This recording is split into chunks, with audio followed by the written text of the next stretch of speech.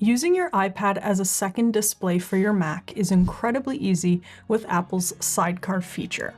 And just so we're all on the same page here, I'm not talking about this kind of sidecar or even this kind of sidecar.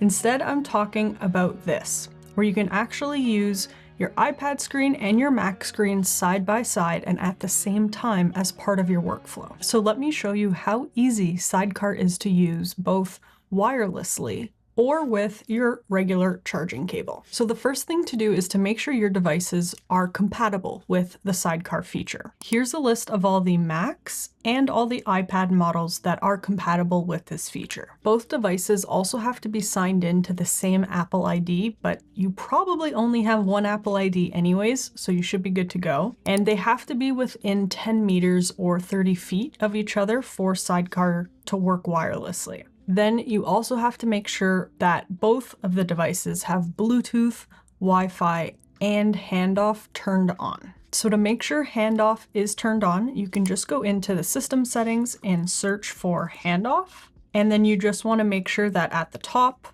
allow handoff between this Mac is toggled on. On your iPad, go into system settings, into general, AirPlay and continuity, and then you'll see handoff towards the middle. Make sure it's toggled on there as well.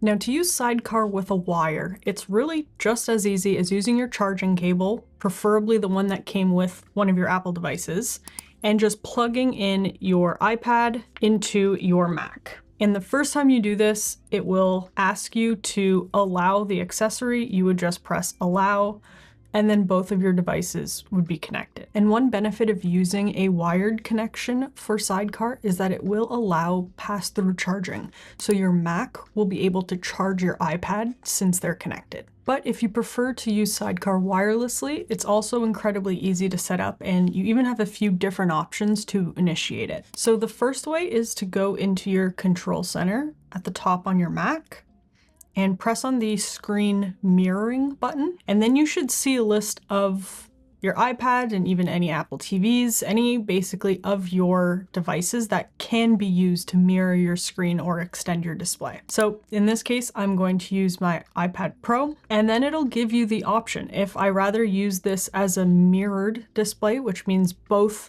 my Mac screen and my iPad screen would be identical and be showing the exact same thing, or use as an extended display, which means I can have different windows or different apps on either screen. And so you can see right now, I have this set up as an extended display. So what I'm seeing on my Mac, I do not see on my iPad. And then you'll also see the option to hide the sidebar or the touch bar. So on the iPad, the sidebar is here on the left, and it just gives you some added controls. So you can tap to show the keyboard if you want that. You have an undo button.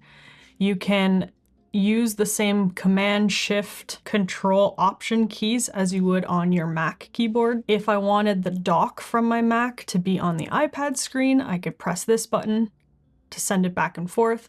And then this top one would be the menu bar. So I can see right now, I have my Mac menu bar at the top on my iPad. When I'm in full screen, I can use this button to bring that up or down. Then there's also at the very bottom of the iPad screen, the touch bar. So some apps will utilize a touch bar, even if my Mac does not have a touch bar. The iPad screen would, and it just gives you a bit more functionality. So there's some buttons you can press. So if you're working in an app and you want to utilize these controls, you can show them.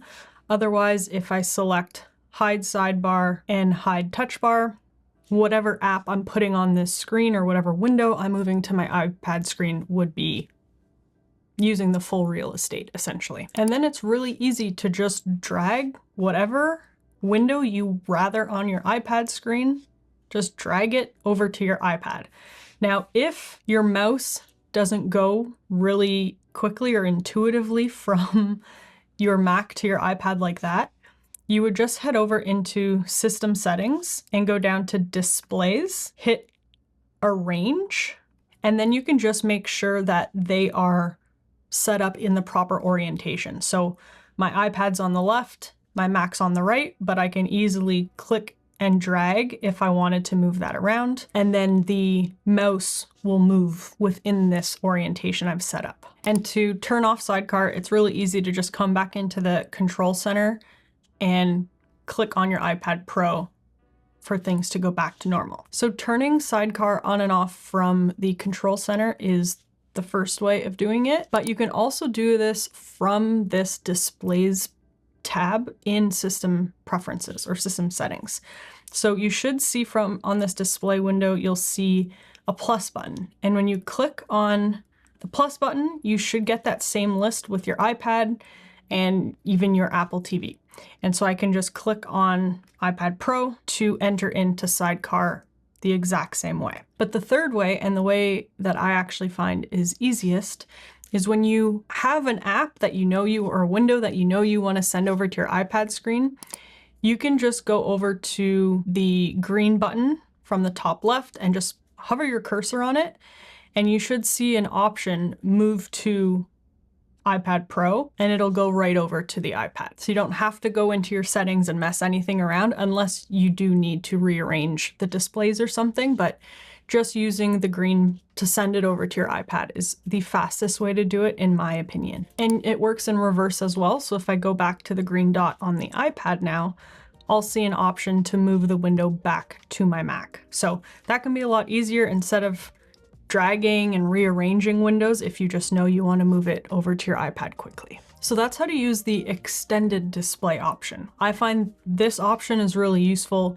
if maybe I'm researching something and I want to use Safari on my iPad, but then I'm taking notes on my Mac, or if I want to have my iPad as like a dedicated screen for my calendar or email, something like that. The other option though is to mirror your display. So if I go up to my control center and this time say mirror built-in display, the screen that's on my Mac will show up exactly the same way on my iPad. I find this option can be really useful if I want to see how something looks on both devices, on a smaller screen and a bigger screen, or even when I'm editing photos, I prefer to do that on my iPad because I like using the Apple Pencil to kind of fine-tune some of the sliders, and then I can see in higher resolution or on a bigger screen the live edits on my Mac. A few other really useful things to know, regardless of whether you're extending the display or mirroring the displays, is that your iPad gestures will still work. So if I wanted to scroll on my iPad, I could do that. If I wanted to pinch in and pinch out, use the gestures for copy pasting, like any of that will still be applicable, even though I could also use the trackpad on my Mac and bring my mouse over to my iPad. So your native gestures on your iPad still work. The other thing is I can also quickly access my iPad apps. So if I'm looking at photos, but all of a sudden I want to get into the YouTube app, I can just go into the YouTube app on my iPad the way I normally would. And if I want to get back into my extended display or my screen mirroring, I'll just see it as a continuity app that I can press to get right back in. And of course, another great thing is the ability to use my Apple Pencil to draw or sign a document, mark things up as I normally would on my iPad, regardless of whether I'm in the mirroring display or the extended display. So if I did need to sign a contract, I could do that really easily, or even mark up a photo using my Apple Pencil. If I just wrote on it the way I usually would, it'll show up live on my Mac. So having the option of using your iPad as an extra display for your Mac is incredibly easy to do and incredibly useful, whether you're at home and need a second or even a third display at your desk, or maybe even more useful when you're traveling and you're used to having a bigger screen, but you don't. You can use your iPad to give yourself more real estate and more screen to work with on the go. It doesn't limit any functionality. If anything, it enhances the experience and even adds functionality because I can indirectly use my Apple Pencil on my Mac. So I truly believe Sidecar is one of the most underrated features of the Apple ecosystem. Let me know if you liked today's video by giving it a thumbs up and subscribe to the channel if you're not already. And that's it. Have a great day. Bye.